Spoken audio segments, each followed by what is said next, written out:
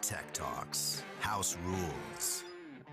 Join us on AVE Live, Mondays at 7 p.m. Eastern Standard Time. Join us on Zoom. Watch on Facebook or YouTube from the AV Educate page, or register as an attendee for the webinar. Live Q&A. Our guest will lead us through a guided demo and conversation about tonight's topic. We will take your questions and comments throughout the show. Don't wait until the end. Get your questions and comments in early to shape the conversation. We don't know it all. We're human and don't claim to know everything. We may demonstrate or discuss one way to do something, but that doesn't mean it's the only way to do it. If you found another way that is easier or yields better results, please share with the community so we can all learn together. Follow AV Educate. We're on Facebook, Instagram, and have a library of content on YouTube. Join us on Zoom for AV Tech Talks and to become a member of our community on Discord, where the conversations, the learning, and the sharing continues. We are where you are. Place your phone over the QR code to come learn more about AV Educate.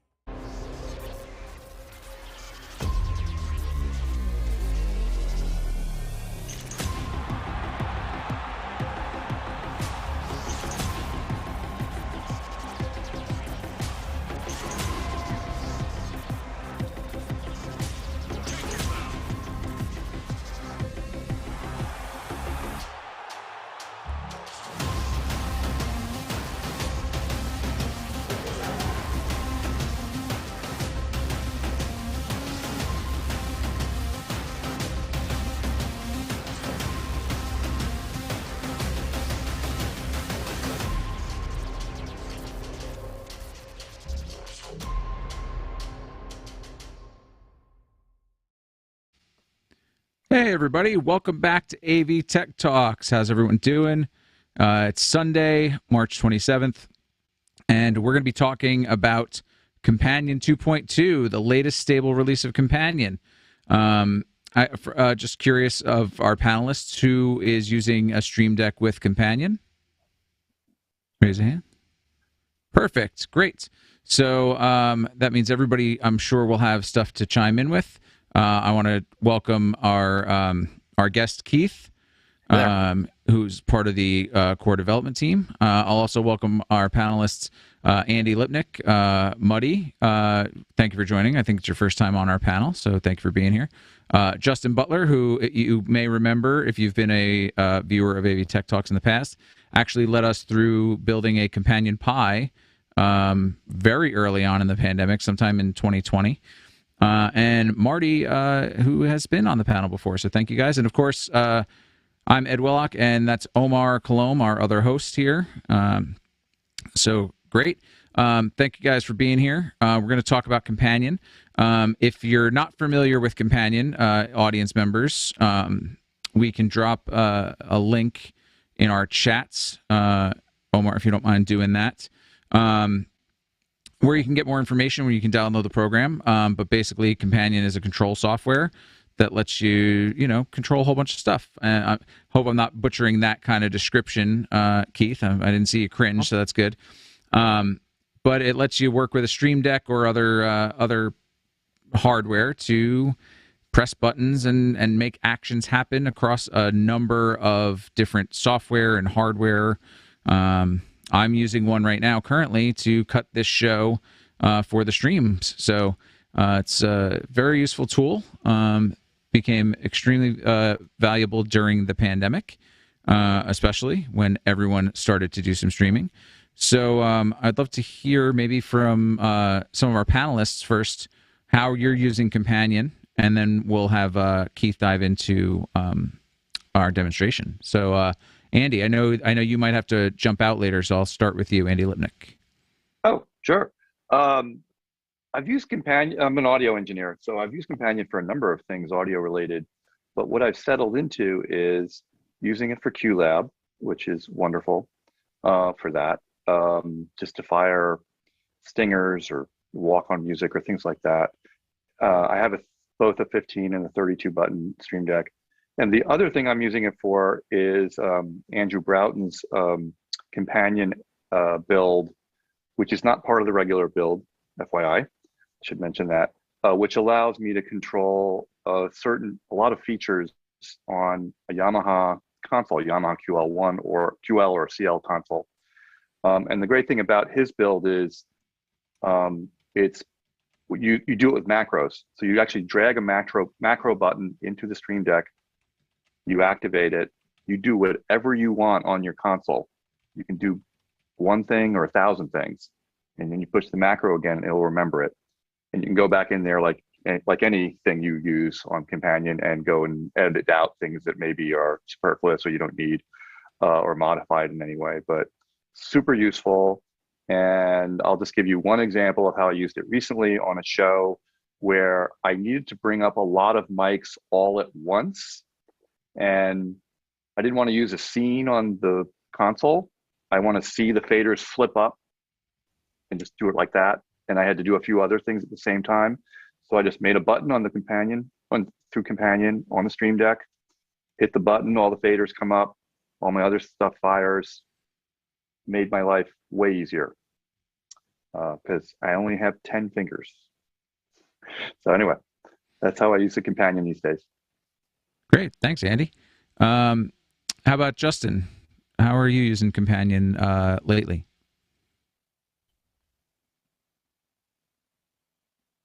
I don't hear you. If you need a minute, we can go to we'll go to Muddy. Muddy, thanks for joining the panel. Let us know how you're using Companion. Yeah, right on. Thank you. I have a production system here for tech hosting and event management with a bunch of screens and several machines working together. And so the fact that Companion is network-based is useful because I can fire things on different machines as needed. One of the biggest ways I'm using it is with Mix Effect. My newest part of the system is a Mac Mini with 5 separate screens that I can route to the ATEM, and I have Mix Effect running on the M1 Mac Mini, and so with the Companion module that's like 70 buttons worth of mix or 70 pages worth of Mix Effect, super in depth, but also when I'm running shows. I haven't used QLab, but I've set up queues kind of one after another, the different scenes and super sources to be able to kind of fire multiple scenes for tech hosting more complex shows that kind of have predefined scenes for speakers and slides and stuff. So yeah, great to be here. Cool. Thank you for joining us. Marty, what about you? What are you doing with Companion? Well, let's see. I use it to remote control a lot of OBS functions like scene changes and source selections within scenes. I have a number of scenes with a bunch of sources that I'll only want to see 1 or 2 at a time. I use it for Unity comms remote control and for selecting a bunch of different video sources for Zoom, for instance. But I run a show, for the House of Worship Market, and 2 weeks ago we had a guest on from a church in Ireland, and he walked us through pretty amazing things that he's done with Stream Deck in terms of salvos of commands, where he's been able to take an entire worship service and break it down into like 4 buttons from beginning to end. It was pretty remarkable. That's pretty cool. Looks like we lost Justin. Maybe he'll come back once he sorts out his issue. But I would love to see just a quick show of hands from the panel. Who's updated to the most recent version of Companion yet? Great. I have not yet. I haven't had a chance to. So I'm super excited about today's demo. But I have been using a beta build that has the new UI at least. So I've seen that, but I'm still really excited to hear from Keith about the new features. So I'm going to not waste any more time, and I'm going to let Keith kind of run us through this demo. I will point out for our audience, so we are mostly going to be talking, I think Keith's going to mostly be talking about like core product features as opposed to like specific modules. But please feel free to put in your experience in the chats, your questions. This show is all driven by your questions too. So put those questions in, get them in early, so we can get them into the queue, and we'll get those questions asked and answered.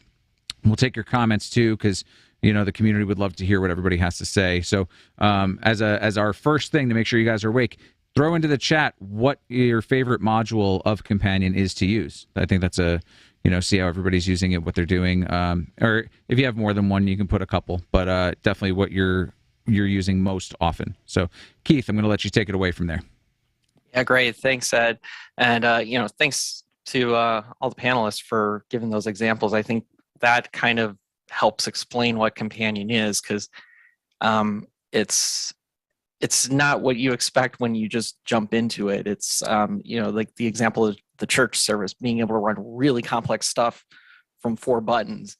And so long as I need to do X, Y, and Z, and X is on piece of gear over there, Y is happening over there, you can tie all these things together and execute really complex things much simpler. Like usually something that would require tons of fingers or hands, like Andy mentioned, you simplify those and get more consistent execution on those, which is why it's so cool.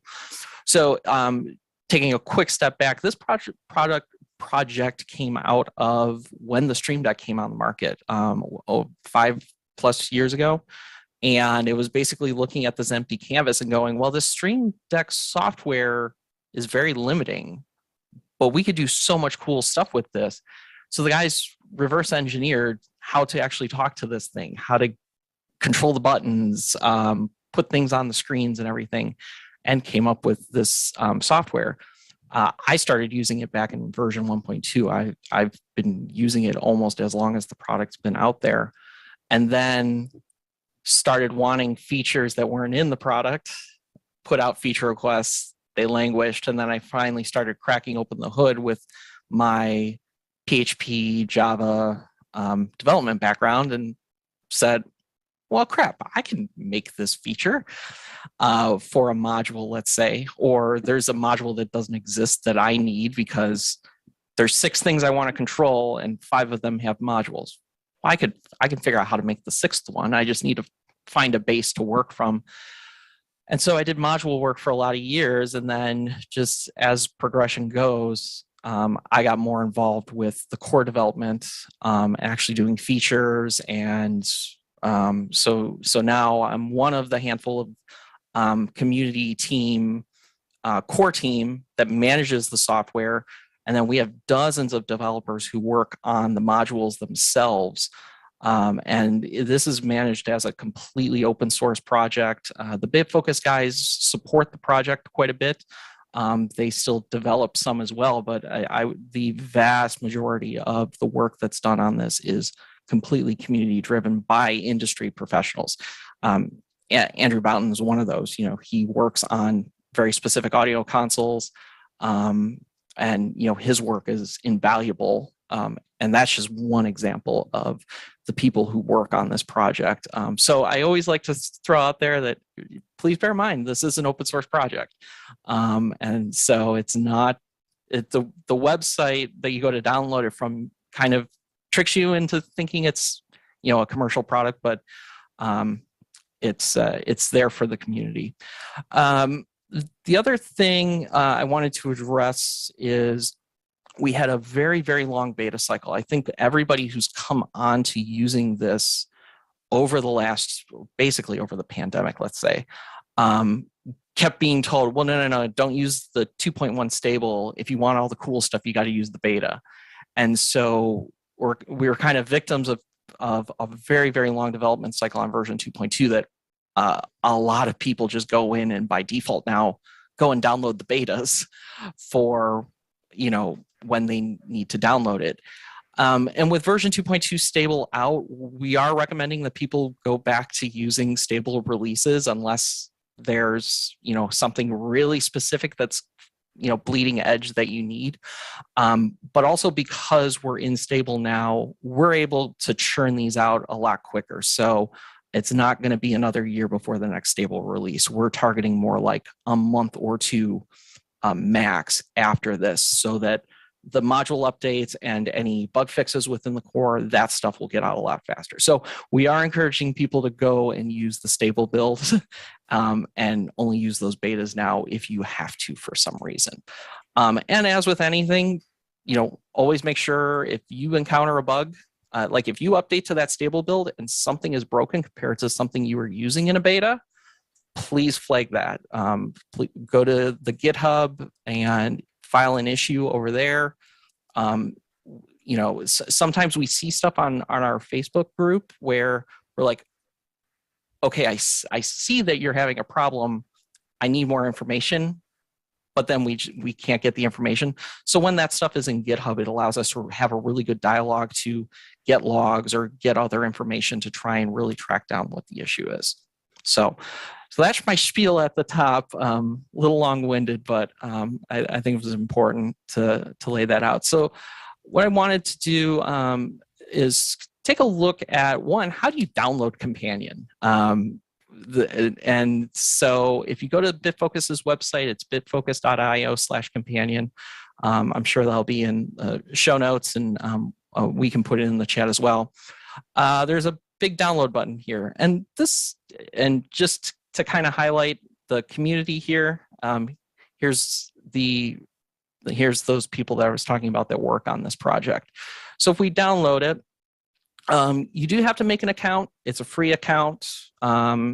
It's just there to give us a little bit of tracking on how big the user base is, which is very important to us, just to understand how people are using the software. So once you're logged in, available downloads, we do have M1 builds in addition to Intel builds for the Mac. That's new with version 2.2. And there's a Linux build as well. And I was referring to those beta builds. For those who are uninitiated, this button, beta builds, is where you can grab those latest things. So let's shy away from that unless you need to. So I quickly want to talk about the demo environment that I'm going to use. So my full-time job is actually for an event production company called Trimark, based out of Milwaukee, Wisconsin. As with a lot of our company, a lot of companies in the industry, we started doing a lot of virtual during the pandemic. So I have fired up one of our production clusters. So you'll see me bouncing around between 5 different servers in TeamViewer. I have 2 different companion servers spun up, one so that we can look at version 2.1 and a second one for version 2.2, which I'll actually do a fresh install from scratch on. So we've got 2 companion servers so we can side by side the old version and the new version. And that's kind of the main reason we're here. We want to show what's new, what can you really take advantage of now that this is unstable. Third server you'll see is our vMix server, and the 4th and 5th are main and backup graphics PowerPoint computers, because I'm going to do a little bit of automation and stuff that's going to take advantage of this whole cluster. Okay, so really quickly, I'm going to jump into the companion, the one we're going to use 2.2 on, and I already have that downloaded. So we'll quickly step through the installer, quick and painless. Fairly quick and painless.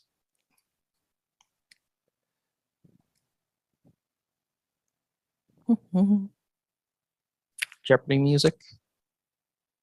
There we go. Okay. Right off the bat, if you're not familiar with Companion, what it does is it exposes a web server onto your computer network. And that's what you use to actually configure the software and interact with everything.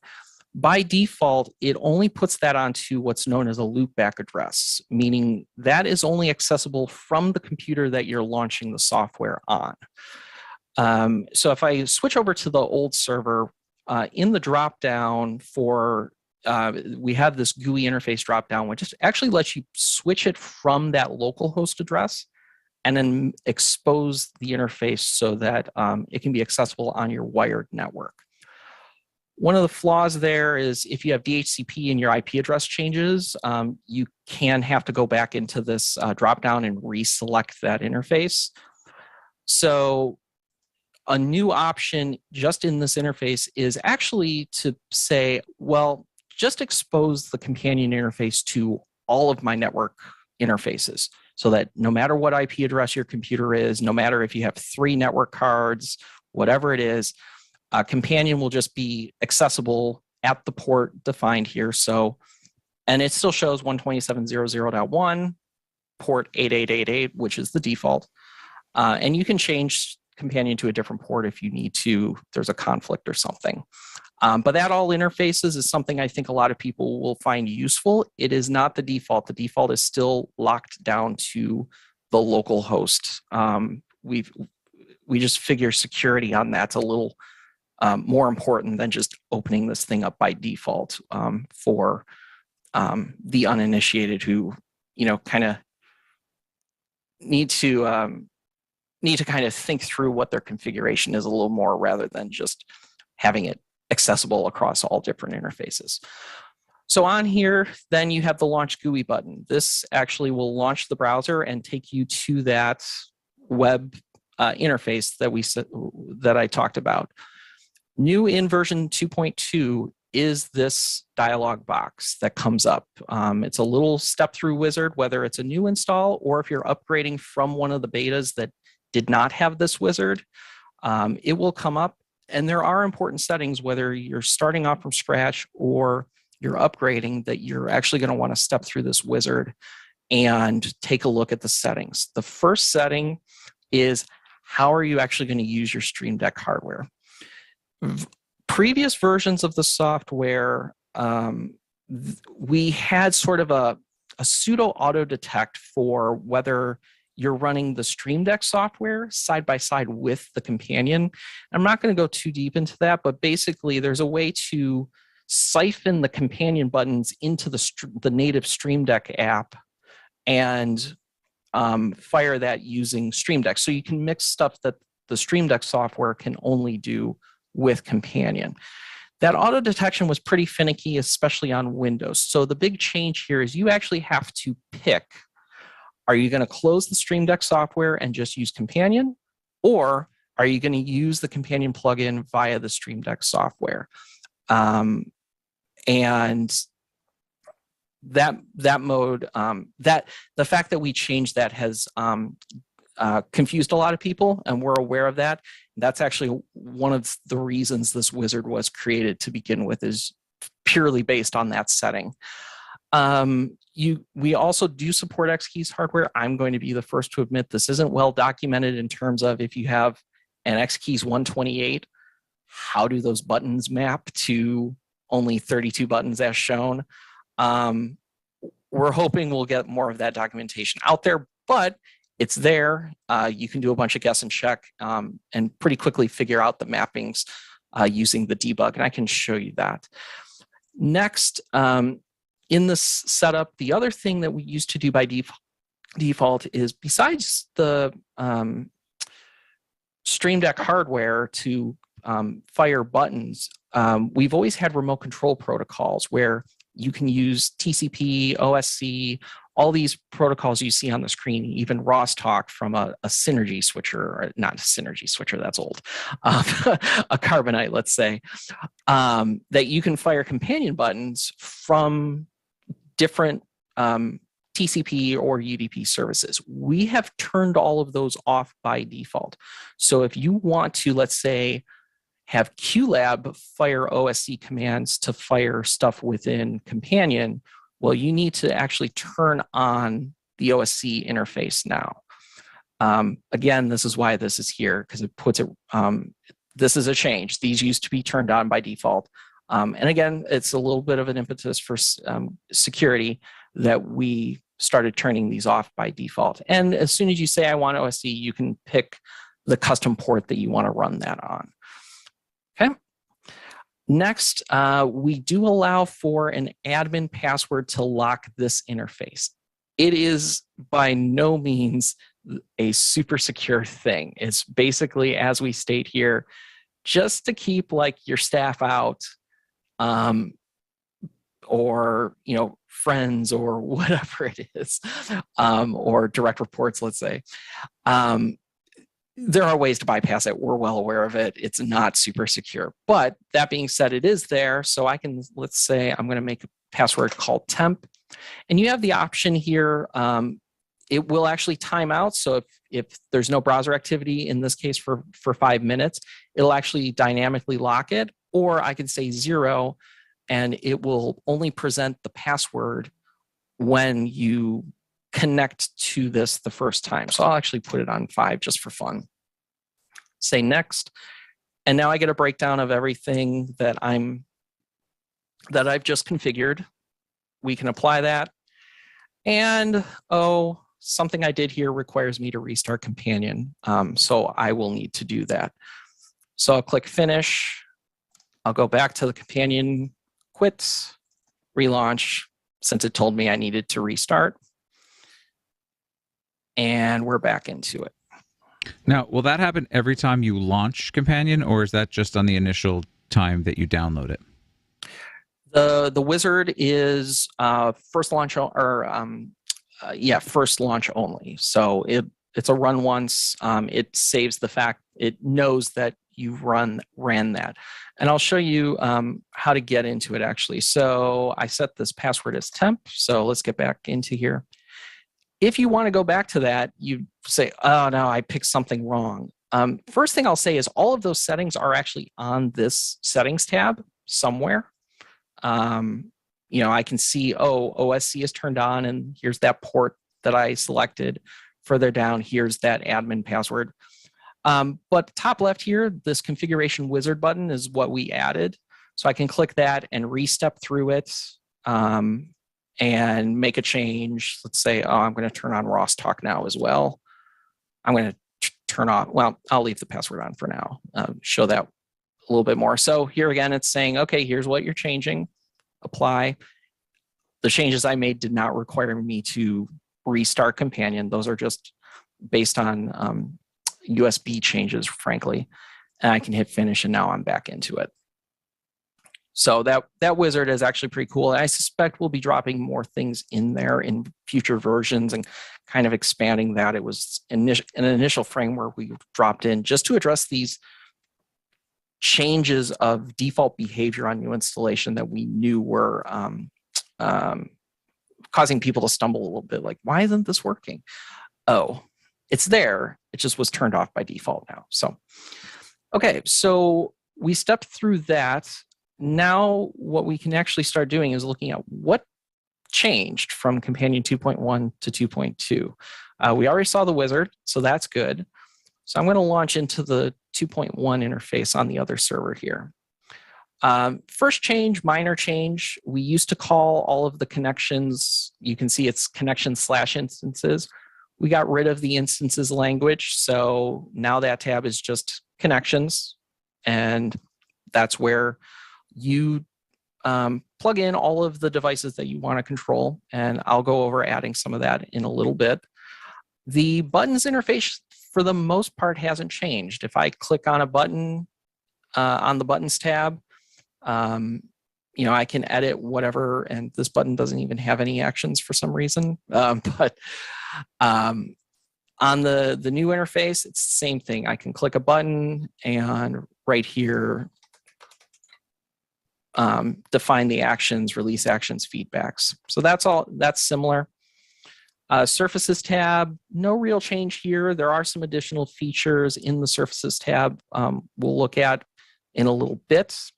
The big new tab that has been in the 2.2 betas for a while is the Triggers tab. And this is where you can start actually doing more complex automation, have stuff happen because something else happened somewhere. And I have a couple ideas on stuff we could demo to show how that actually works. And I think this is kind of the the fun new thing that opens up a lot of capability within the system. Settings, if we go back here, settings, there are new settings, but for the most part, settings remained as it is. And then the log. So within the log here, there are buttons at the top here to filter different levels of logging.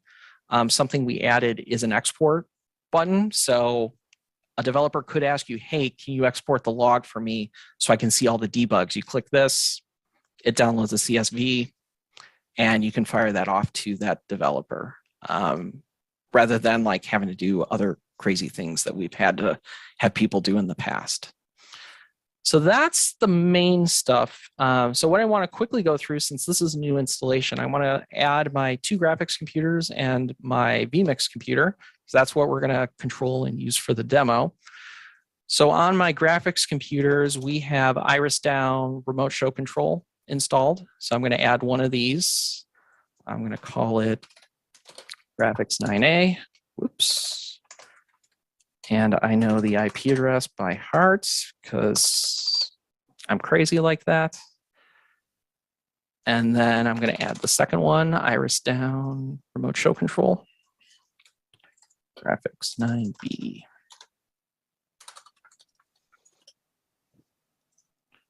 And then let's add a vMix as well. So all I'm doing on the right here, if you're not familiar, we have right here, it says 338 things supported in this build that you can control. So you just got to search the name, and sometimes you might have to tweak it if there's an abbreviation or something. But trust me, you can find almost anything you need. And if not, if there's something that we don't have in here, you can always go to the GitHub page. There's a way to actually file a module request for a piece of gear that you have that we don't support yet. So, but let me search vMix add, and likewise here, I'm going to say 10.00.13. I don't need to touch any of those settings. Hit save, and boom, everything comes up okay, which is useful because that means we're going to be able to start controlling some stuff here. A couple things to point out. We did add this little bug icon next to the instances. So if I click that for vMix, let's say, it's actually going to take me to the GitHub page for vMix. And if you would have to create an account, but then you could go to issues and file a bug report for vMix. So it's a lot easier to get at doing bug reports just by these links. The other thing that we added here is there's this little $sign, and we'll talk about variables in a little bit, but one place to look at all of the dynamic variables for the configuration is by clicking that little $sign. And so I can look in here and find that black is currently in program, mix one program, and theme is in preview. This is on the vMix server that we haven't quite taken a look at yet. So those are accessible there. They're also accessible in another place. Okay. So what I want to do actually is focus on triggers first, because I think there's some cool stuff that we can do here. So what are triggers? It's like I said earlier, it's automation. So first thing, I'm just going to call this temp1, and you should give it a more useful name for yourself, obviously. We start this by saying, well, how do you want to trigger this trigger? And so we have instance, feedback, time interval, and time of day. So I'm going to make a time interval. I'm going to say run it every 10 seconds. And what I want to do is for my graphics computers, I want to say go to next slide. Oops, sorry, not go to slide. Next slide. There we go. And I'm going to do it for both of them. Okay. So this trigger is just going to happen every 10 seconds, and it's going to tell my graphics computers to go to the next slide. I'm going to hit save. And really quickly here, though, I'm going to hit the disable button because we'll turn it on in a little bit. And that's actually a really nice thing here. You've got a clone button, so I can make a duplicate of this and tweak it a little bit if I needed to. And you can, for something that, especially like timer intervals, you can turn those on and off on an as-needed basis. Second thing I thought would be fun here is let's actually look at what does it mean to have a feedback condition. So one of the options in here would be to go to vMix. By default here, one of the things you can do is look at a variable to trigger something.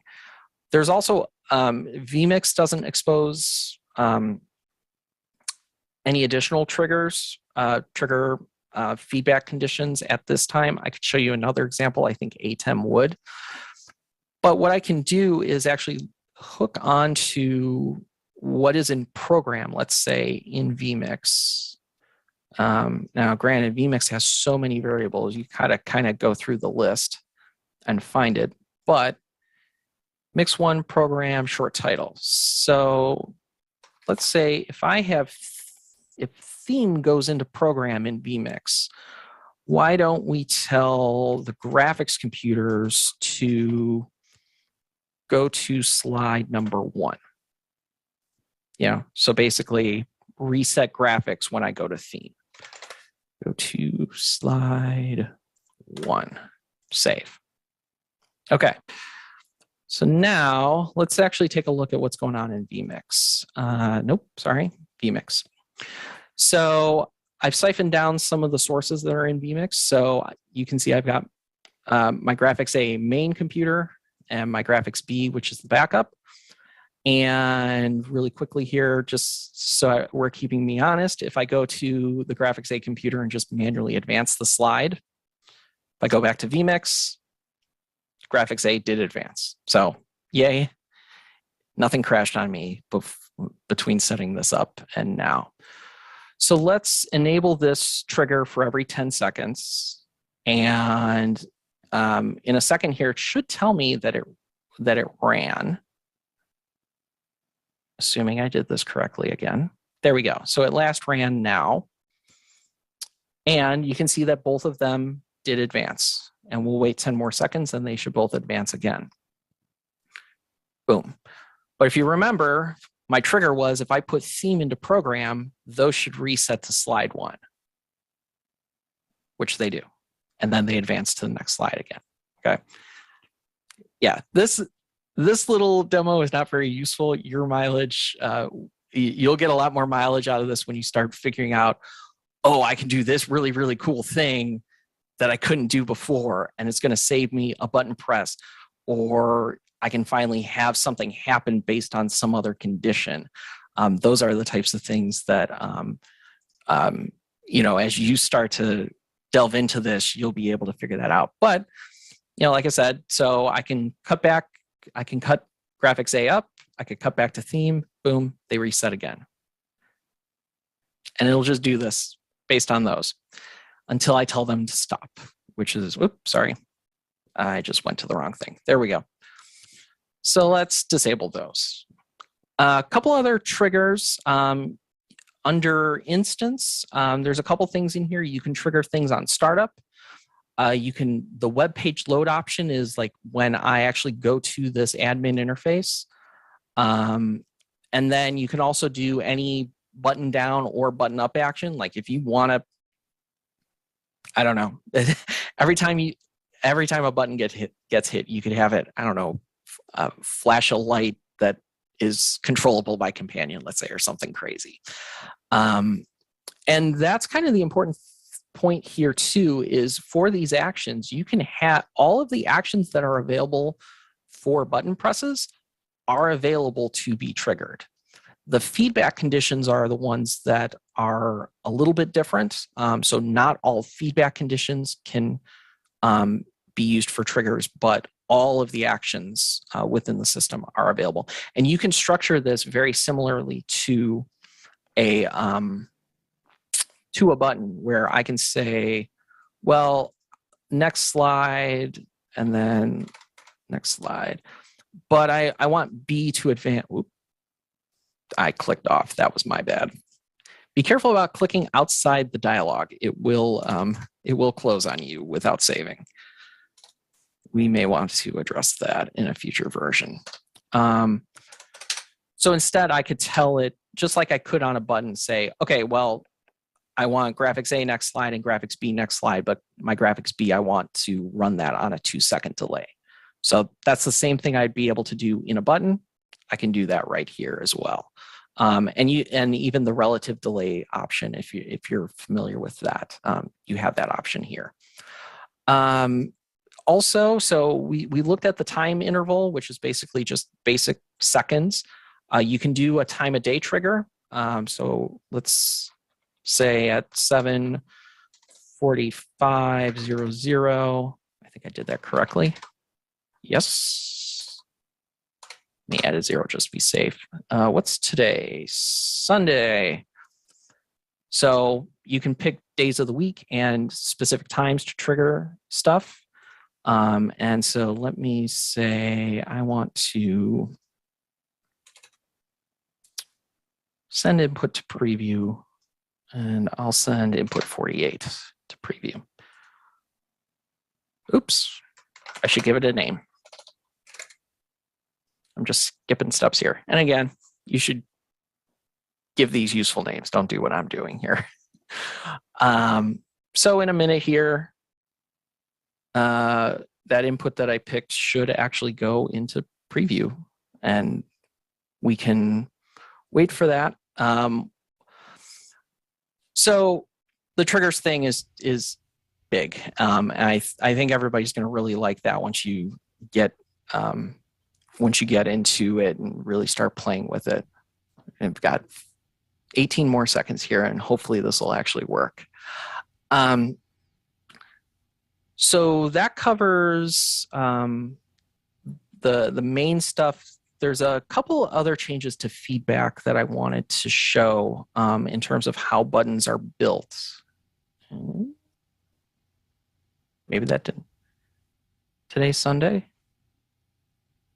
Does it use 24-hour time by any chance? Yeah, it does. See, I'm just making my own mistakes here. And I guess I have a question about the time triggers. Also, what is it using to determine time of day? Is it using your local system clock? Is it using your browser clock? It would be using the clock on the computer that it's running on.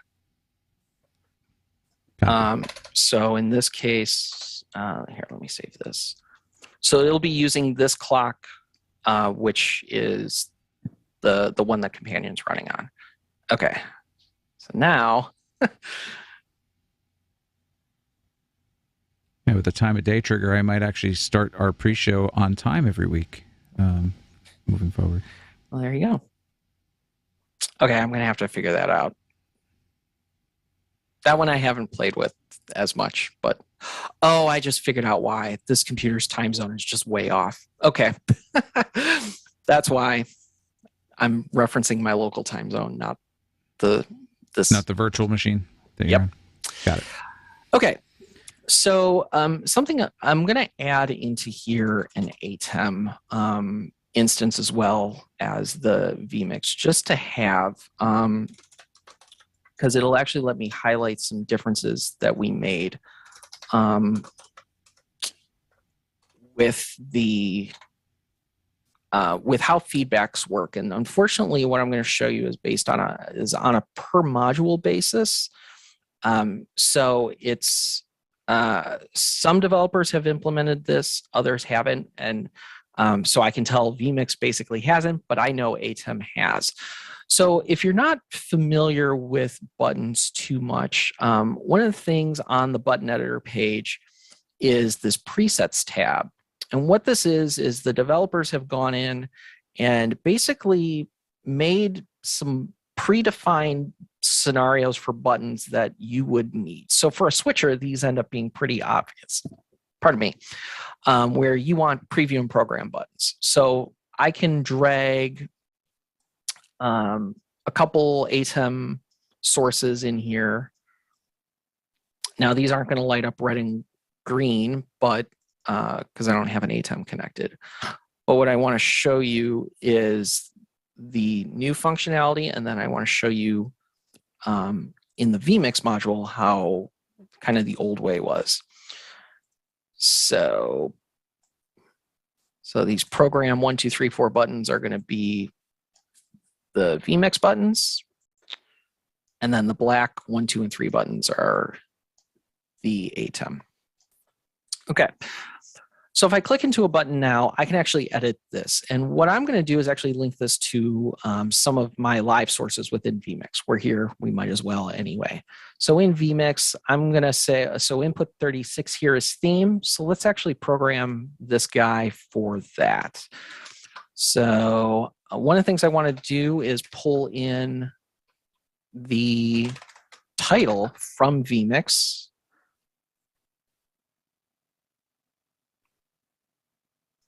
And let's grab input 36. This is a little slow on me. Admittedly, I'm team viewered into this thing, so that can slow me down a little bit. Okay, so I've got input 36 name. If you're not familiar, we kind of talked about variables a little bit here. So I could go to the variables tab here, go into vMix and actually browse all of the different variables that this switcher has to offer. And one of those, if I scroll quite a ways down here, vMix is just, there's a lot going on in there. But all the way down in input 36 land is where I can see I have input underscore 36 underscore name, which by description is the human readable name of that input, which currently is theme. So that's good. So I could copy that and put that into the button or type it in manually like I did. So also here then, because I want this button to control 36, so I'm going to type in input number 36. And then down at the bottom here, what you'll see is there's basically predefined settings for foreground color, background color. And since theme is in program, it immediately lit up red here, indicating that it is in fact in program. So I could use black text over red. If I don't like this color red, I could pick a darker red or a lighter red as needed here. But this is a fixed structure, and this is kind of the older feedback structure that I was talking about, where they're giving you the parameters that you can define for this feedback, and they've locked them in. Contrast that with the ATEM. So if I go into the ATEM button and I scroll down here, this part is new. So I can still pick a foreground and a background color. But what you see is there's these change style properties. And what I can actually do is, let's say I want to change the text if this is in program. So I could actually do that. So, and I'm not going to be able to show this as an example, but I would be able to change the text where it pulls in the name of that source, and then I'm adding the text is live, in addition to the fact that I'm changing the color red and the text color white. And so, or if I just wanted to change that text and not change the color at all, I can remove the background and the color properties. And so when black is live on this switcher, the only thing that it's going to do is change that text. So this is the new structure where you're able to actually pick, or you could have it drop a PNG in when it goes live. So this is on a per module basis. The developers for the modules had to go in and develop this. It's actually useful that, you know, I can compare and contrast vMix and the ATEM in this regard. So more and more developers are adding this, but they had to go back and do it. So unfortunately, it's not rolled out to every single thing yet. Now, Keith, quick question. In this scenario, the font size, for example, would that follow the initial font size that you would put at the top of the page? So I guess what I'm saying, like if you had because you had resized your theme one earlier to be 18 point or whatever. If you did this renaming where it pulls in the name and then adds something, potentially it could not fit on the button unless you had auto selected. Am I thinking of that correctly? Well, and that's an additional override. So, and I didn't really show that here, but I can actually go into the style properties drop down here and say font size. And now I can say, okay, well, no. Let's just do auto. Or, oh no, I know for this one, I need the font size to drop to 14. So you can add that property and override it within the feedback as needed. Very cool. Yeah. Very cool. Yeah, this is super fun. And as more and more modules get this, this came from people going, I want to be able to change the text. I don't want to change the color, or I need to do this and that. And we're like, so we finally worked this structure in to provide this flexibility. This type of feedback, and you won't see this in any of the documentation, but internally, this is called a Boolean feedback, where basically the feedback is either true or false. Remember I said there's nothing besides, in the vMix module, they don't have any of these newer feedback types. So if I go into feedback, I can do a trigger now based directly off of an ATEM source going into program, rather than trying to, in vMix, I would have to compare the text of what is in program through the variable.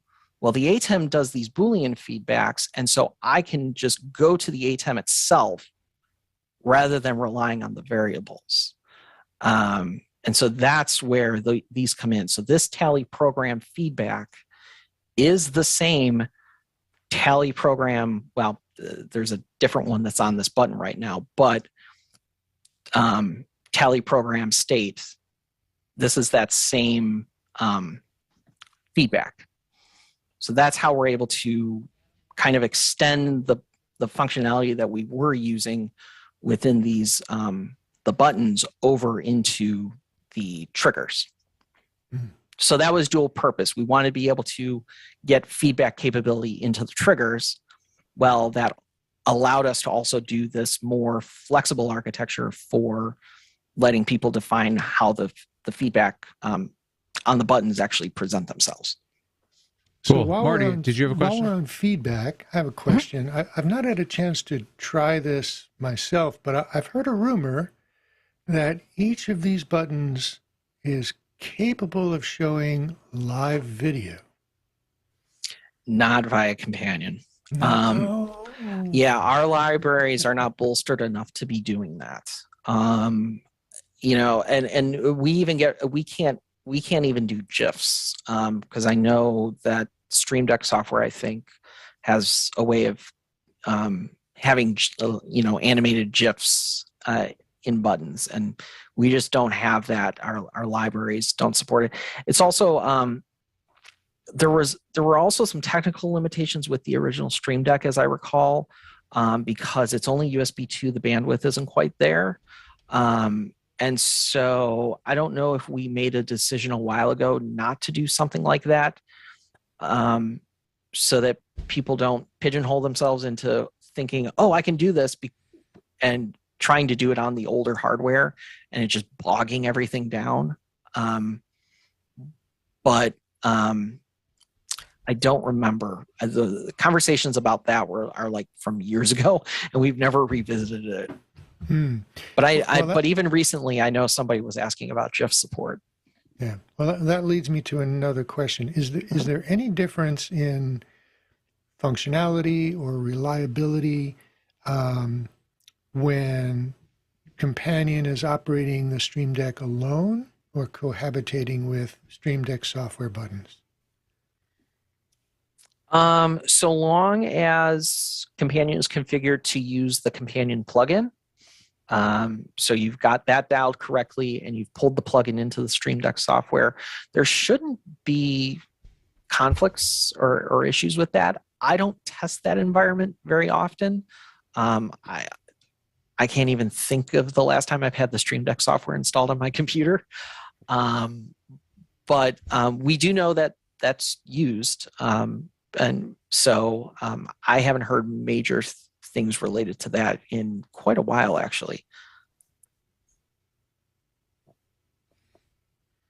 All right. Would now be a good time to grab a couple questions? Sure. We've had a few come in. Oh, and I realized my ticker's out of date. I'm gonna take that off screen now. Omar, we had a couple questions come in. Yeah, yeah, we had a couple questions come in. Give me 1 second. So one of them came from Andrew Corlucci. He says, "Does Bitfocus keep any statistics on module usage? What are the there's multiple questions here. So that's the first one. The second one would be, what are the most popular modules these days? Question mark. Does Bitfocus keep any statistics on module usage? Question mark. What are the most popular modules these days? Question mark. I think that just got copied twice, but yeah. So, do you guys? You mentioned statistics, or you mentioned tracking earlier. But yeah, so do you guys keep statistics on that? And we have a lot of anecdotal stuff that we know. Just from the history of the project, we know that the top 10 modules, and I'm not going to get all of them correct, but and this is mostly based on community activity, how many bug reports and feature requests we get. But ATEM, vMix, QLab, ProPresenter, what's the one? VLC, OBS, Behringer, like M32, X32, a couple others guys that are same very Feedback popular. Pro, MIDI. They're popular, but I don't know that those would necessarily crack the top 10 compared to the other ones that I mentioned. Got it. And then, yeah, in terms of, we know downloads, and therefore we also, because people have to log in for accounts, we have a rough idea of what the total user base is. I got one more for you, and then we'll go to Muddy. It's from Andrew Colucci again. Do you see more Do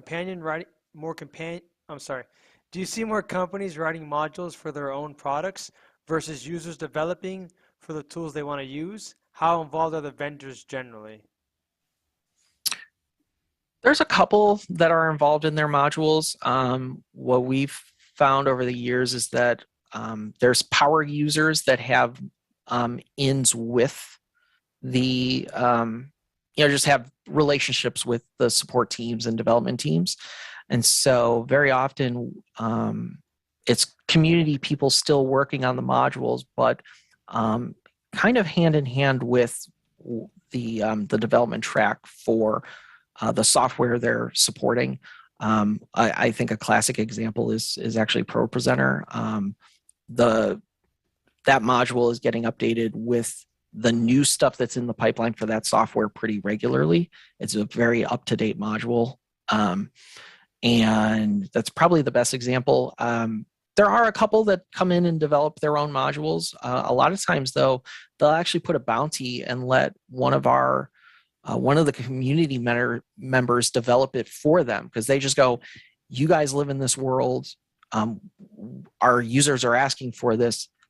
We'll pay you to do it. And so somebody in the community will step up and get that bounty and develop that module for that manufacturer. There's a mix of all of it, though. Majority of it is just users who want to control the thing, and they have it, and they have the ability to make the module for themselves and then submit it to us for review. Great. I think from here on the panel, Muddy, did you have a couple questions you wanted to ask? I did, right on. And thanks for taking the time, Keith. This is really great to not only see all the new features, but get some of the inside understanding of kind of how it works as well. So this is great. It was in some of the pre-show, there was some conversation around Companion Pi and, running Companion on a Pi. And I kind of two-part question around that. My understanding is the value of doing that is to take that processing power off the main machine, right? To kind of let it live on its own. So I'm curious, how much processing power does Companion need? I haven't really noticed on my system, but I may not be pushing it that hard. And then the second question is around Companion Pi, whether it's kind of comparable with the, PC and Mac versions, if it's kind of capable of doing all the same things, and it may be. Yeah, I'm going to be the first to admit, though, I have never built a Companion Pi, and I'm so heavily involved with this project yet. Other people do that; they manage it. I just don't get involved with it because, as a user, I've never needed to build that for a use case that I've been involved in. So typically what all of our installations are on our control computers. So our laptop for our ATEM control. Well, that's the one that's going to run Companion for the couple of devices that person needs. And then 2 seats down, there's going to be somebody else with some other control computer with a Stream Deck plugged in and running their own Companion instance. That's how my company runs that environment on in-person events. That all being said, I think our current recommendation is a Companion Pi 4B B4, and that has the horsepower needed to do all of the graphics. The biggest bottleneck on a Pi is having enough CPU cycles to push out the graphics updates. Because what we actually have to do is we have to render a PNG or a JPEG, depending on the flavor of the hardware. And then we actually have to push that full bandwidth down the USB to the device. And that takes CPU time, that takes time on the bus and everything. And so the older Pis, the 3s or 2s, and things like the Pi Nanos, I think what we found is they just don't have the gumption to keep up with a lot of button updates on a physical panel. But the Pi B4, 4B, whatever it is, that one, A, because I think it's 64-bit, and then B, it's got a couple more cores or threads than some of the other ones. That's the one we recommend if people need to go down that road. But besides that, there's no. It's not like we're stripping features out for that build or anything. It's all there. Yeah, and the root of that question was around the horsepower too, and it sounds like running it on show machines hasn't been an issue at all in your shop. So that's encouraging to know, because in events I always want to make sure the show computer is as stable as possible, right? So yeah, and we also do some weird things. I'm here recommending people get off the betas, but the funny story is our watch out rig. So when we run watch out, we'll have our main and our backup production computers, and we're not controlling them from a single Companion. Those are in isolated networking environments, and I've got a Stream Deck for each of them. And those watch out production laptops still run version 1.3 because I only need the original 15 button. That module hasn't seen very many updates over the years. Version 1.3 does exactly what I need for those two computers. And so in our environment, we run a lot of that isolated stuff. We're not trying to cram a lot of, and this is just how we work, that we're not trying to get one person to be doing what 3 people ought to be doing in a more manual environment. We just want it there to get a couple button presses automated and everything. And so that's why you see, okay, the video lead's going to have his with his 15 or 32 button for some of his stuff. Watch out's going to have 2 of them just to do some shot box or whatever special things we need to do that you don't want to click through the interface to do. We're not in in my experience, just from how I use it, we're not doing that heavy, complex automation stuff like going back to the church example of doing a whole service with 4 buttons. But it can be done, and I'm perfectly confident in the software to do that. We just don't in my professional life. Yeah, right on. Can I ask one more? Is this a good time? Please. So you mentioned that, and this may not be as much of an issue with folks on the stable build, but with the beta builds and as kind of frequently as those betas came out, every now and then, it was rare, but I heard a situation where, some beta build would cause something to go wonky. And so there was a need to back up Companion. And it sounds like there's a kind of a button or pages backup, maybe separately from a configuration file. And I don't know if I'm using the language right, but at some point, whether this is the time or not, I'd love to hear a little bit more about kind of best practices around, backing up Companion. Yeah, definitely. And I'm going to jump back into the screen share here. So when you're on this buttons page, one of the buttons over here is import export. A fundamental flaw right now that we know and we will address is that triggers are not able to be exported or imported. The only thing you can do is actually go down to the raw database file on the OS or in the OS to grab. But this will export everything else, unfortunately, at the moment. So we can, we have a couple options here though. I can export this page, that's top right of the button editor here, or this export is a full configuration. If I download this, it's gonna make a file. It's basically gonna be my computer name with a date stamp. And, it's always good to export those every so often. That would be the other thing. If you're going to upgrade from 2.1 to 2.2, or even go from a beta to another beta, I would go in and do an export before you do that, just to have that little bit of safety net.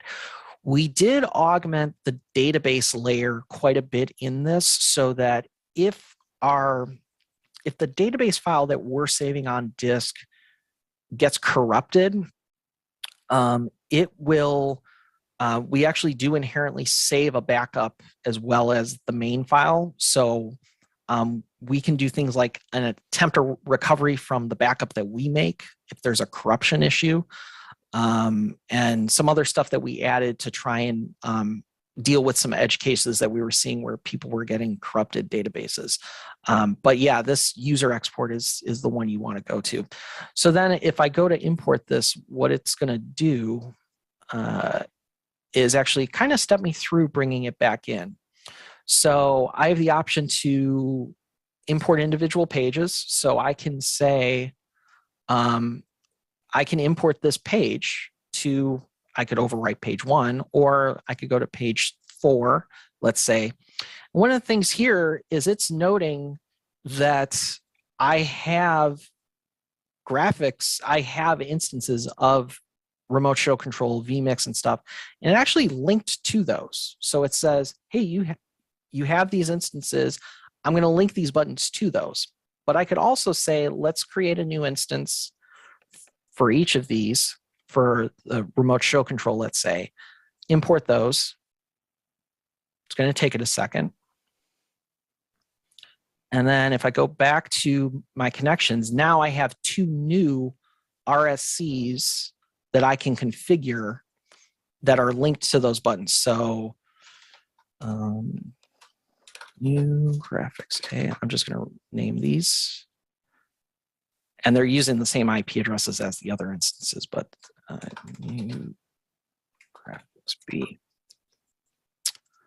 So if I go to, I never made any buttons for those though. That's kind of funny.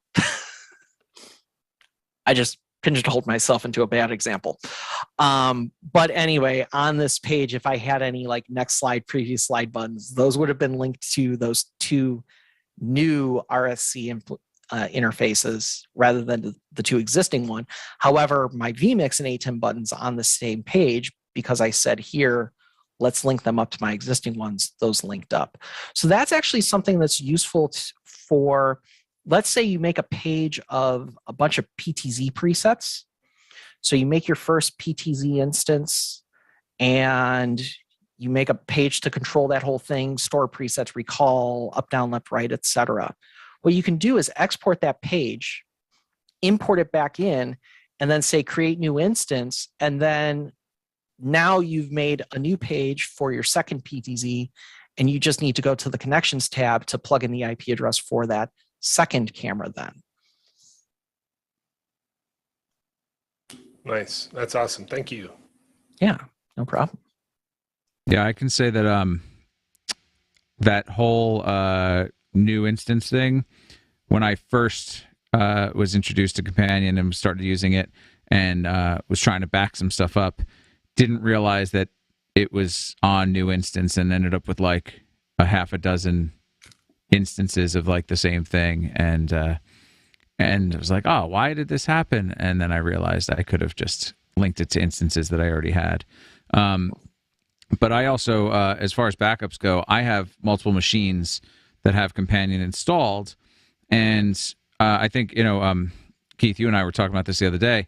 When I write my, or when I build my instances, rather than using, even if it's a program that's on the same computer I'm running Companion on, I don't typically run the loopback address. I'll actually put in the IP address of the machine that it's on, and then when I export my backups, I can just load them into my other machines, and it's not looking at the same machine. It's always going to look at the piece of software on that particular machine. So if I get into a bind, like one of my machines dies, I can just pull the backup that I had, put it on the next machine, and it's fine because I'm not running the software. Or if I just happen to, my Stream Deck's plugged into this machine already and I don't want to reconfigure stuff, boom, I'm just set to go. So I got into that habit. I don't like to use the loopback address. And if you were running a Companion Pi, for example, you would have to put in the IP addresses because it wouldn't live on your system unless for some reason you're also running something else on that device. But that's kind of my thing, and I back up very often. I think Justin Butler also put in the chat here, export full before any updates. He's been bit before. So yes. What happened then, Justin? How'd you get bit? Make it a learning moment for everybody. Oh. There you go. There you go. Yeah. I lost a lot of template builds that I had been working on that weren't saved. So when you have to start over, depending on when your last backup was, so I kind of learned pretty quick because I've bricked my Pi machine before. Well, I didn't. Something in the update process did, and at that point, you're starting over with a fresh image. So if you don't have any backups, then you're starting all the way over. Backups are always a good thing, certainly. Yeah, and kind of talking to one of the points about people updating beta to beta and it breaking things. As much as we like to think the betas are stable, it's still a beta and some things slip in there that don't quite work. I know we were tracking down some issues where people were saying, oh, hey, I updated from this beta and all of a sudden my triggers don't work. And it wasn't until we actually inspected the DB file, the database file that they sent us, that we found out that their data was corrupted because of something that was in the beta and we had fixed, but we didn't put any error handling in to basically allow recovery by the user. So we were able to fix it so that, it would the trigger, it was for triggers. The trigger wouldn't just magically disappear, that it would still be present, but it would say, well, error, and I think they need to reconfigure the date time interval. So like, when is it executing, Sunday, Monday, etc. And we couldn't figure out why was it working, even though the data was all wonky, but we fixed it. but that's kind of the nature of the betas, unfortunately. Which goes back to, trying to get everybody on the stable releases so we see less of that occurring in the wild. Because, we're all professionals. We don't want people to, lose their configurations and have to restart and redo all that work. If I was put in those shoes, which, I certainly have once or twice, that just makes for a bad day. So, we don't like hearing those stories. But like I said, that's a little bit of the nature of the betas, unfortunately, which was it goes back to that original, it was a year-long beta cycle, unfortunately. We kind of shot ourselves in the foot that way. We got a couple more questions that came in. But before we walk away from the backup, and the instance naming. So one of the things, though, recently that I had to do was I had someone who was filling in for me on a show, and I had to build the show for them, basically, for their machine. So I ended up copying my pages and making it create a new instance. Then I named the instance what they had on their companion for those, and I had them give me their IP addresses so that I could build the whole thing for them, taking from my pages, and then I was moving stuff around and getting rid of and giving them just what they needed. But instead of them having to, on their end, then fix all the IPs and do all that work, I just created new instances and was able to push it. So sometimes the new instance thing is actually pretty useful. And then as we're talking about here, Muddy mentioned in the chat here, external locations. I upload mine to my Google Drive, and I've actually found I can't email. I had a problem emailing them as an attachment in Gmail. It looked at it like it was a malicious thing. So yes, you might have to zip it if you're emailing it. Yeah, it didn't like that I was trying to send. It's just a JSON file, right? But it still didn't like it. It is, but it's not a JSON extension. It's Doc Companion. Right. It's just a funky extension that we put on it. So some of the other questions that just came in from Jeff Keithley. Haven't looked lately. Is the module for integrated control of the NewTek TriCaster finished yet without the HTTP command workarounds? That is a great question. That is a little bit of that's going to venture into I don't know territory. But let me look at the module itself and see if I can find what version is in production right now.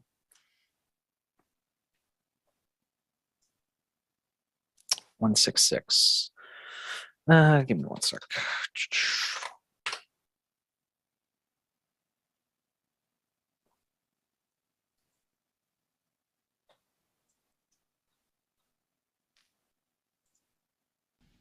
Nope, not what I wanted. So while you look at that, I'll give you another question that came in. Yep. Sean Newman asked, is there a way to click and drag on two instances, web windows, of Companion to circumvent the loss of triggers, to drag and drop triggers? Those are kind of three questions in one. To drag and drop triggers. So can you have two instances of Companion open? So can you have it on two? I've definitely done that. You can have it on. I don't know if I had two different instances or if I had one instance open multiple times. So, the software will not let you run multiple instances on the same computer. Although, you could maybe, I've never tried this, but you could maybe get around it if you were running one from command line as headless, like if you actually built out kind of the same development environment that we would use when we're working on it, and then also execute the installed version. That's the only way I can think of. But if you try to launch Companion twice on the same computer, it's going to go, no, I'm already running. That being said, you can have different browser tabs open if you're logged into like a local instance and then an instance that's on another computer, no, you can't really drag and drop anything between them. You can't like put them side by side and drag across. But that's where the export and import features would come in handy, where you could export a page from one and then import it into the other, all within the same computer just by being on both web UIs simultaneously. Got it. Right. So yeah, so no drag and dropping. And even if you had this 2 instances on different machines open on a single machine with 2 web browsers, you can't like drag and drop anything that way either. No, because it's not going to be able to like let's say you have a vMix instance on one and a vMix instance on the other. Those are going to have different background unique IDs.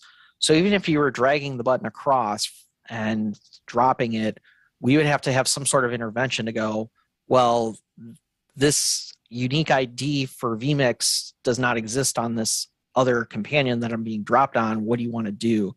So then there would have to be other intervention that we would have to come up to do that. Got it. And Sean also asked, is there an export feature just with triggers? No. Stand by for news. It'll be there in the future. We actually have the export feature built. What we don't have is the import feature, and kind of the same thing that we have on the buttons import. We need to make the rectification for creating new instances, linking to existing instances and stuff. So it's we need to kind of port some code over from the import button side and do very similar things for the triggers, and that's just not done yet, unfortunately. Got it. Another question has come in from Paul Purakowski. Can a user set the default location where the config files are exported to?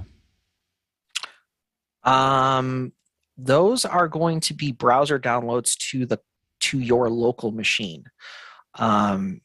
So now if you want to define where the database is saved, there is a way, I would have to find the documentation on it, but there is actually a way to set an environment variable in your user profile of your of the OS to override that default location for the database. I would have to follow up on that though. Okay. So yeah, so the downloading, they export, typically, I guess the only way to change that would be if you changed it for your browser, right? Like if you, instead of going to documents or wherever it currently goes by default on Windows or Mac, I guess if you change it there, you could change where they land, but it's not a case-by-case basis thing. And then you're saying you could possibly move the databases. Got it. So, Omar, yeah, we had an instance.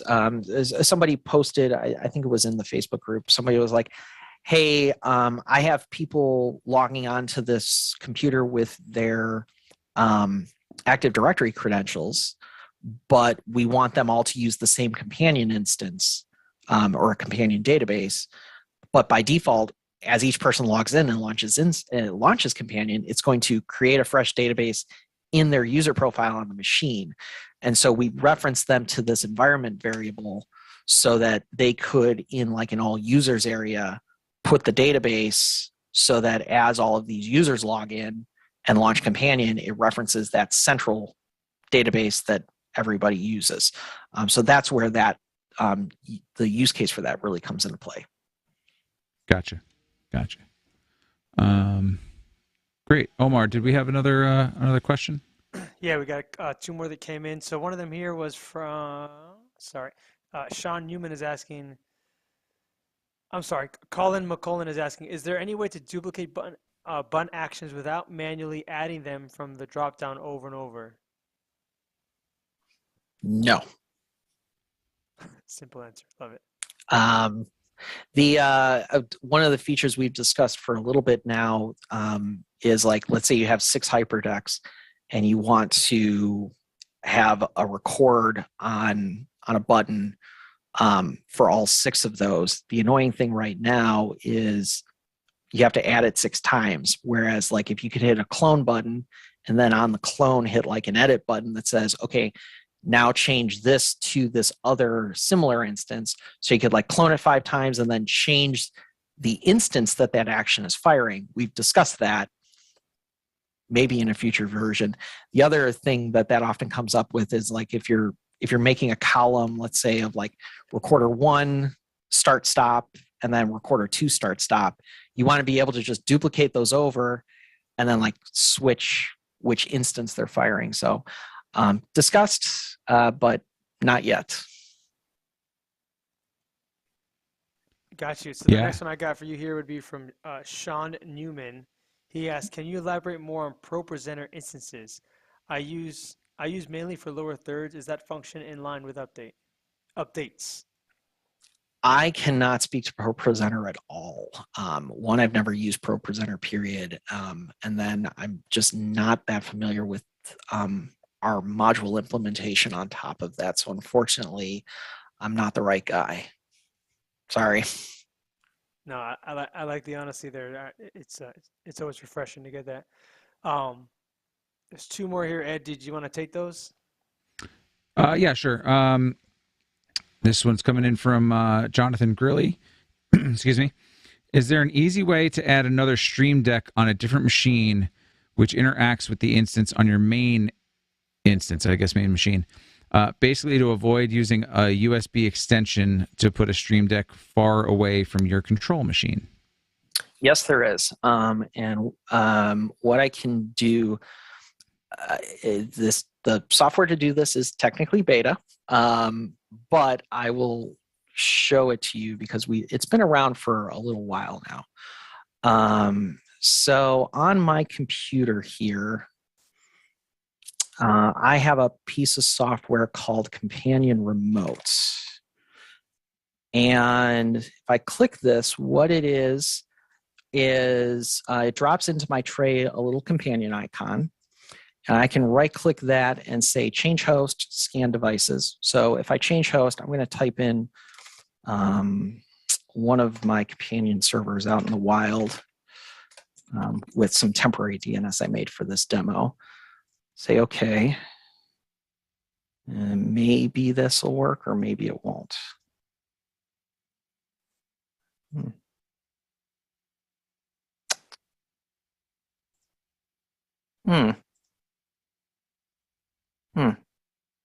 Well, isn't that interesting? Why aren't you working? Connecting. Hang on.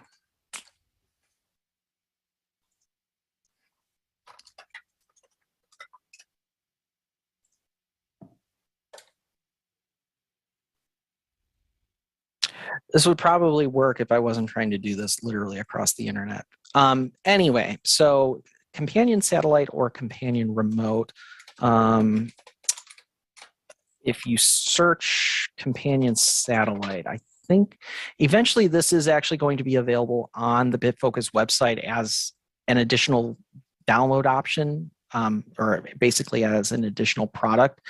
It's just I think it's technically not final. But if I go to here, and I go to this 040 release, you can see there's an XE and a DMG.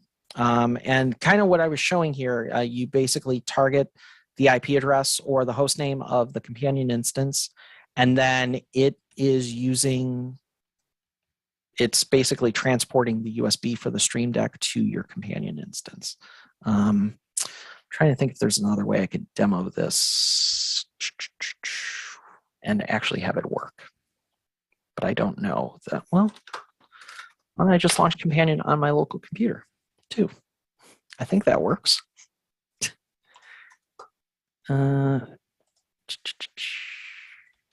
Change host 127.0.0.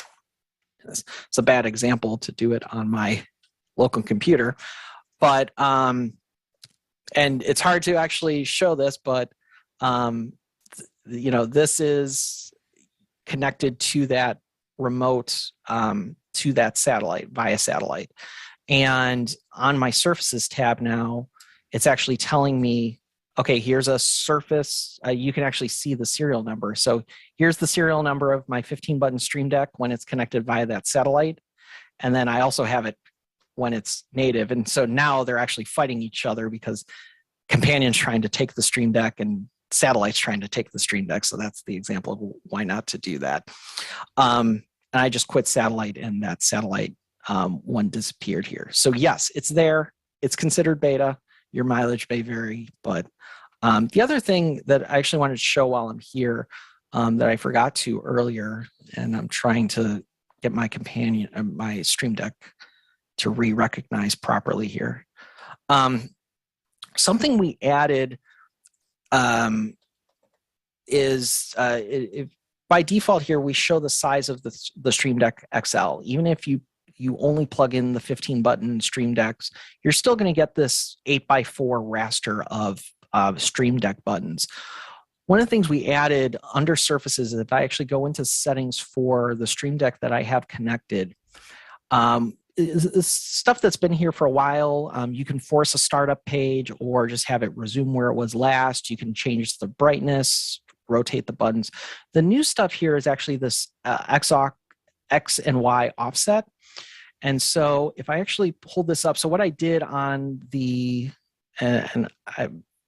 forgive me if this doesn't come completely into focus, but what I can actually do is take the X offset and actually shift this over so that it's referencing the top right of that 32-button raster instead of always being locked into the top left. And then I can also take the Y and actually pan it down. So now it's parked in the bottom right hand of that 32-button raster. And so you can do that with the minis. So the minis, you can move around all over the place. With the 15 button, it's a little less, there's less of a canvas to move those around in. But that is also a new thing that I think people will find quite useful. Oh, yeah, definitely. I think people who were using either the mini or the 15 key will definitely find that, or who have multiple, might have a 32 and a 15, they'll be able to play with that a lot. I think that's going to be Yeah, I mean, useful. you would be able to on a single page. If you have a mini and a 15 button, you could actually basically put them side by side and program those on the same page, because there's enough space on the 8x32 where you can park the 15 button in the top left, like it would be by default, and then put the mini in the top right, and none of those buttons overlap at that point.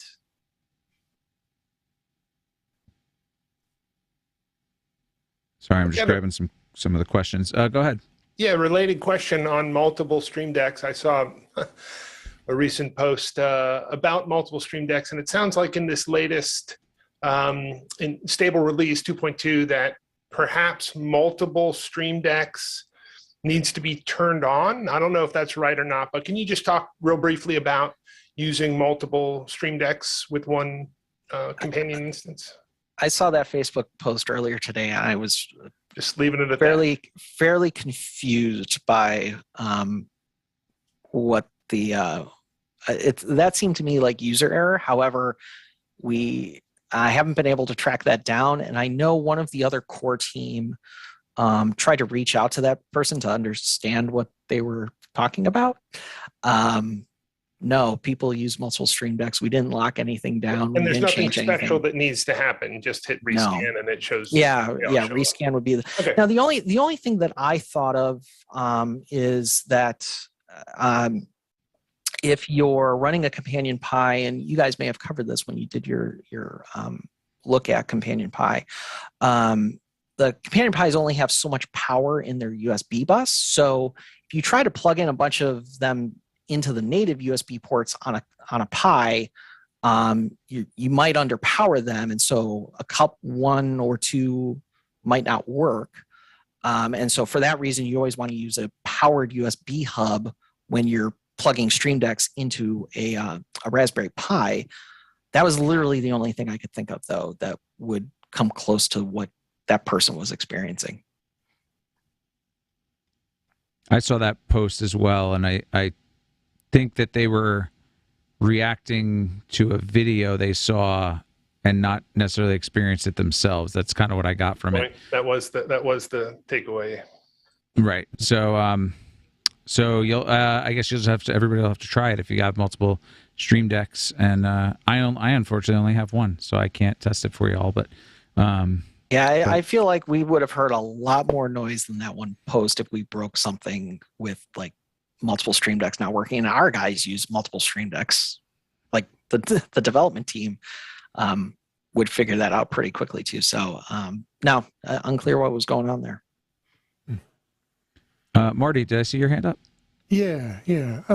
So I love the fact that connections can be built by community members, and then they're reviewed by your team before they get posted, right?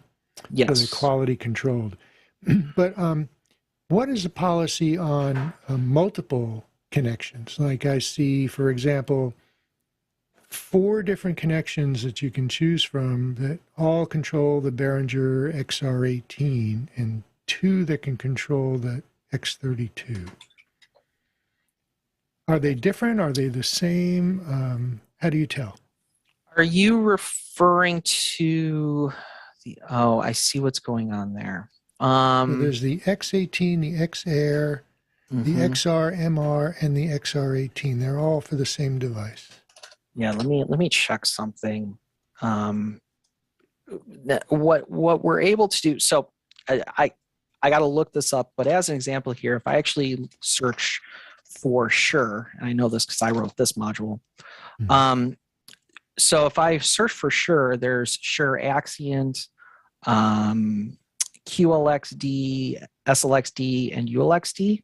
All 4 of those products are actually the same module. So rather than that module exposing one product that is just Shure Wireless, and somebody coming in here searching Axient and going, well, they don't support Axient. We took that one module and have it exposed here as 4 different products, even though if you add them, it's adding the exact same code in the background. So what I want to look at is what's going on with Behringer to see if that's the same thing. Because I know there's completely different code bases for the XAir compared to the X32 and M32. Right. Behringer. When you There look we go. at when you look at the explanation, in each of those, they do appear to be somewhat different. Some look the same and some look different. And just take the XR18, the XAir as an example. Yeah, give me one sec. Because I see a module for the wing, I see a module for the X32, M32, and then I see a module for the XAir. So what I'm expecting is they've simply exposed multiple products. And that's exactly, so I can, without getting too deep in the weeds here. So there is one Behringer XAir module, and all of these products are exposed under that one module. And I think we're doing something similar in, no, the X32 is just one module, but that's what's going on. It is one code base. So if you opened up one of the other ones, would they appear the same as the XAir? So if I add this XAir, you notice it comes through as just XAir. So, and even if, let's go back in here. So like the XR18, if I add this same thing, it just comes through as an XAir instance. So the 3 Behringer modules they see are Wing, X32, M32, and XAir. Those are, so everything is derived from one of those 3. The Wing is standalone. But all those other ones are within there. Now, That's not always the case. I mean, like if I go to like back to the Shure example here, the MXA 910, that's its own code base, MXN 5C, P300, those are all individual code bases, but then the Shure SLX and ULX, those are from the same code base. So it's hard to tell what's going on just by looking at a search dialog there. So what does it take to write a module? What we typically recommend is to try to find an existing module that controls a piece of software or hardware similar to what you want to write for. So if it's an OSC, if it's an OSC software, let's say, grab QLab, or maybe one that's not as complicated as QLab. If it's a TCP socket that you're trying to connect to, the Shure would be a good one. If it's a Telnet socket, grab some of the Extron stuff, or I think even the Barco event emitters, maybe. Use Telnet. Maybe those are just TCP socket, I forget. But that's the best way, rather than starting from scratch, is find a module that is similar to what you want to do and hack your way through it. All of the modules are in their own repos. So if you go on GitHub just to the Bitfocus org, you can search for these. And so like if I just search Shure, just because I keep going back to it, I can see here's the PSM 1000 module, the Shure wireless module, all these different ones. I could go in and download this code. There is documentation for how to actually develop modules. So in Companion, in the wiki on GitHub, there is a whole section that talks about how to start developing, getting your computer set up to develop and test and everything. And then we talk about, okay, what are all these files that are in the module at a baseline? And then, how do you define actions? So, and you can actually see Andy last updated this. How do you set up, what are all these different things to set up an action to trigger something on this device? And then when, as it comes together here, I'll just go into one of mine, let's say, and then as it builds out, it, gets turned into this code, and it gets turned into, a slew of files that make up that module. And then we have a way of publishing and then importing that into the main software. So when you pull up a finished module that's close to what you want, then you can start going into the actions and saying, well, I don't need a rename output action, but I need a rename setting or something. And what is the user going to read? What are the different inputs that people need to be able to define on that? The callback here is, okay, what's going to happen when somebody fires this action? And so finding that base so that you can just kind of quickly go through and not have to build it from scratch is the key. And I could, if you have something you want to control and you have a spec for it, I could try to look at that spec and give a recommendation for, okay, go to this module. That's probably the one you want to start with to try and make the thing that, make the module for the thing you want to control. There's over 300 out there. There's got to be something close. Almost all that could have been done by this point has been done. WebSockets and all sorts of stuff. We've done almost all of it by this point. Cool. Very fascinating. Yeah, very, very interesting stuff. We do have a few more questions that I want to make sure we get to. And let's see. This next one comes from Colin, who had asked a question earlier. Any chance you could add some guidance to the development guide on GitHub on how to set up on a MacBook Silicon. So is there any documentation, or is there any guidance at this point? I don't know that there's specific documentation on that. Because I'm a PC guy, I don't get into those differences. I know we cover in here OS X in general. I think you would have to just go through the guide for OS X, and if that doesn't work, then post an issue or hop into the Slack community. All of our guys, not just our core team, but all of the community developers hang out in Slack. So if you're pulling your hair out trying to get a dev environment set up, the Slack channel is the place to go to say, okay, I got to here, I got this error, somebody help me. And there's guys all around the world, so you'll probably get an answer even if it's 3 a.m. your time. Cool. Zach Anderson asks, I did try the companion plugin for Stream Deck software. For Stream Deck software Popper, meaning the Elgato Stream software, and it worked pretty well. Is that something you guys had to do yourselves? Are there any plans to further flesh that out? We did have to develop and publish that module. There are actually two different versions of that, one for kind of the older like 1.x flavors of Companion, and then the current 2.0, I think it's called version 2.0 module that you're able to install.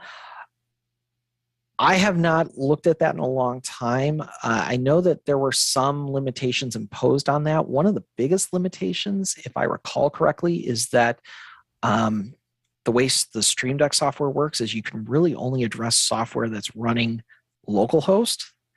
We're not able to expose a dialog box to say, connect to this remote IP to get at the companion thing.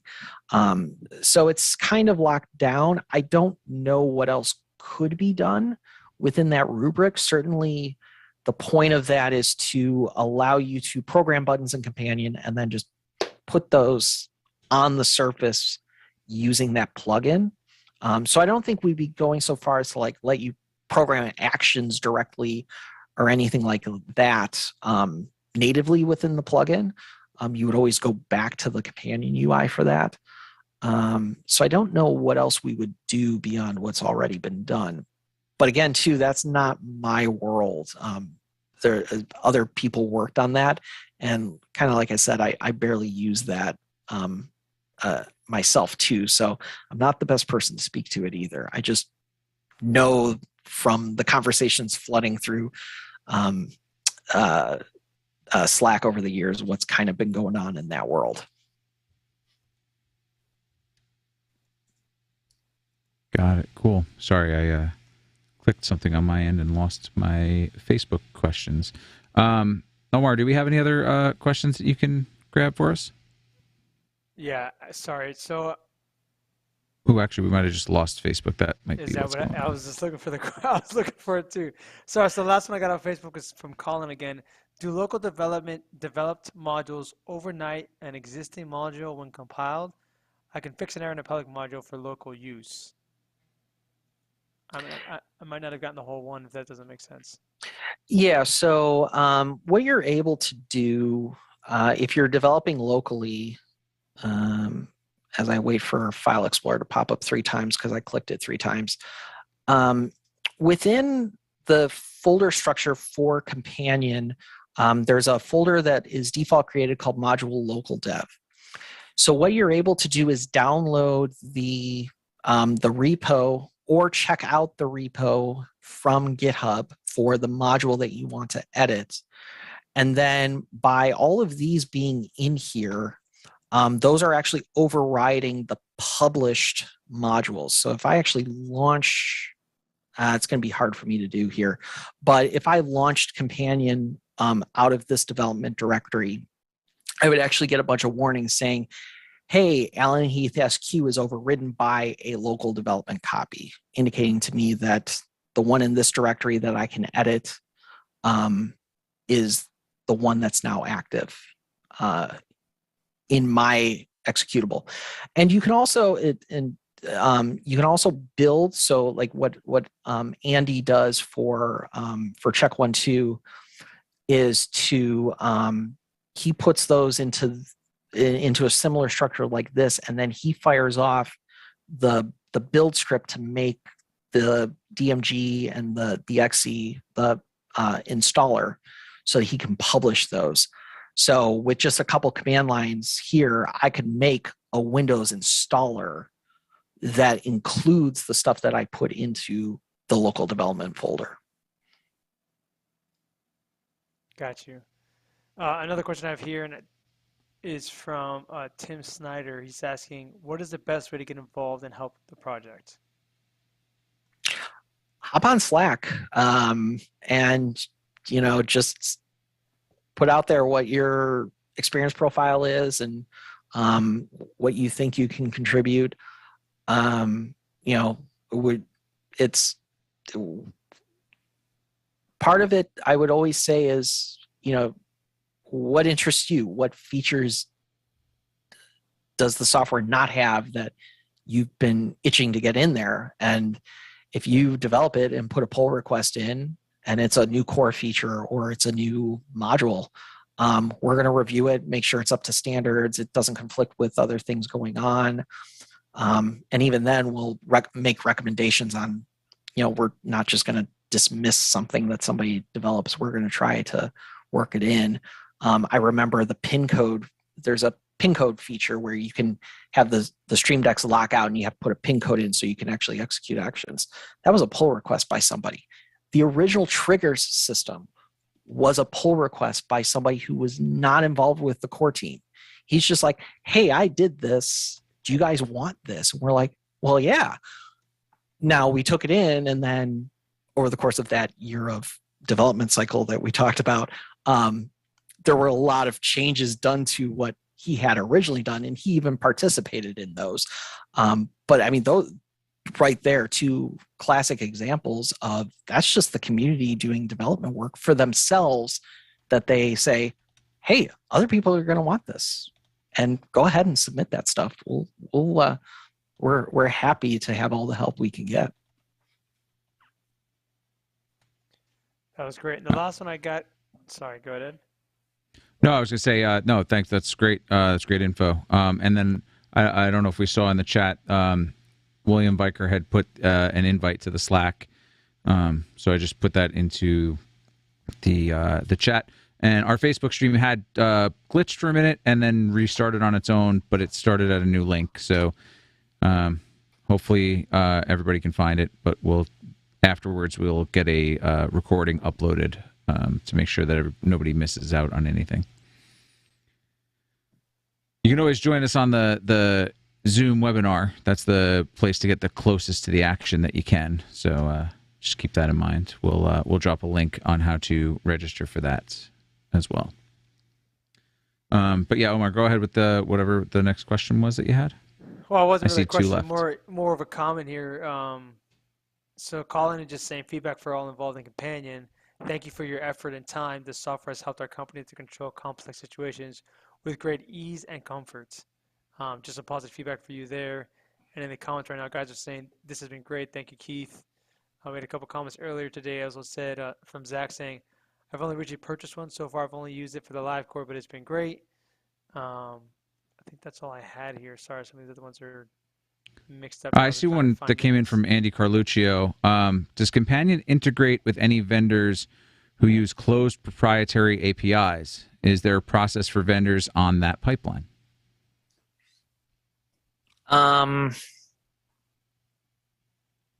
If there's a specific vendor that needs to work through something, they can reach out to us and we figure out. I think it depends. One of the things about Companion is we only do IP control.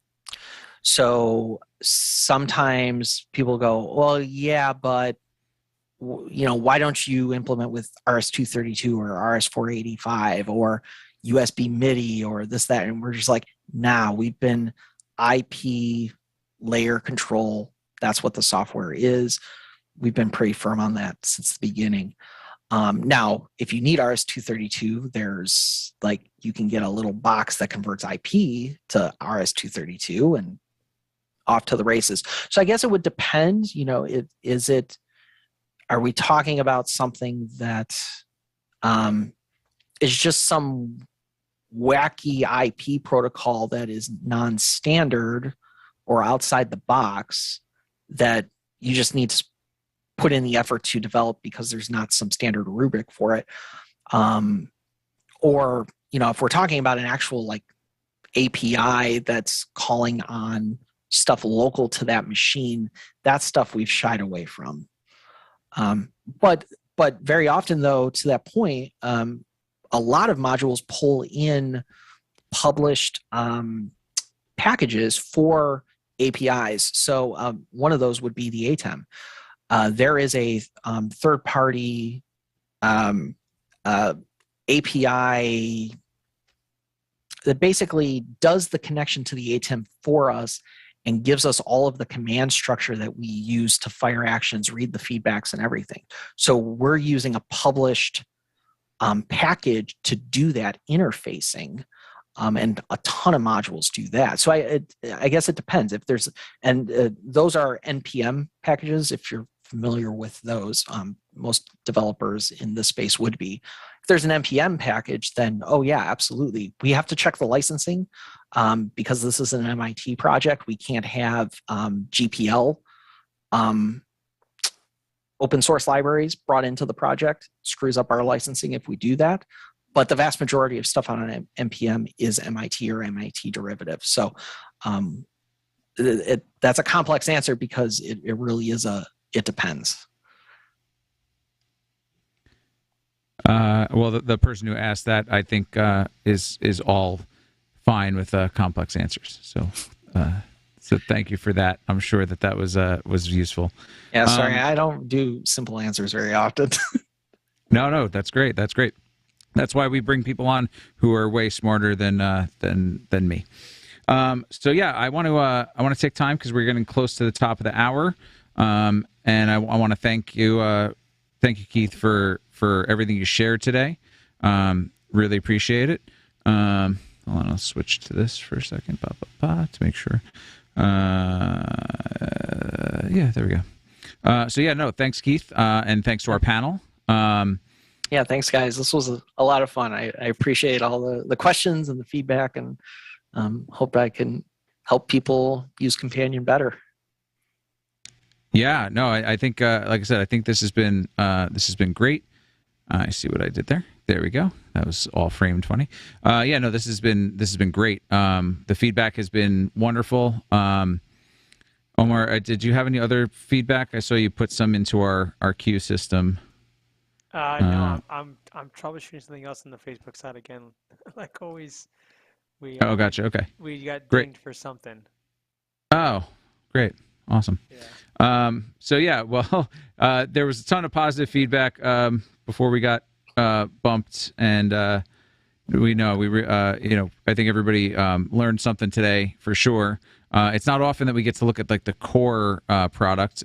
People focus on the modules, so I think that this was great. That walkthrough was wonderful, especially start to finish. So getting set up and those new features, I'm excited to start using. Triggers, I'm super excited to start playing with. So I do want to thank Marty and Justin and Muddy. Thank you for being here. I think first-time panelists. Hope you come back for their contributions today. I also want to just take a moment to thank DVE Store for their continued support of AV Tech Talks. Where we are, if you're here in Zoom or if you're watching on Facebook or on YouTube, we get our support for our 1080, our HD from the continued support of the DVE Store. So no matter where you're watching, you're going to see these kinds of demos, which anyone who's been here a long time. I know, Justin, we didn't have, when you did your Companion Pi, we didn't have our nice 1080p back then. And looking at that command line stuff was a little difficult. So the support the DVE store gives us is really a huge improvement to the product that we can put out for you all, so that you can see these demos much more clearly. So visit them at dvestore.com. Let them know that you heard about them from AV Tech Talks. They love to hear that. And they've got everything that you need for your productions for video, audio equipment. So check them out for sure. But yeah, no, thank you all for being here. Remember, we're on Sunday. This is our new night. We've only been on Sundays again for I think our third or fourth Sunday. We're every other Sunday. So we'll be here in a couple weeks. And check us out, aveducate.com. And don't forget to tune into Omar's podcast on Wednesdays, the podcast edition, where we talk about the soft skills of AV. Thank you, everybody. And have a great night.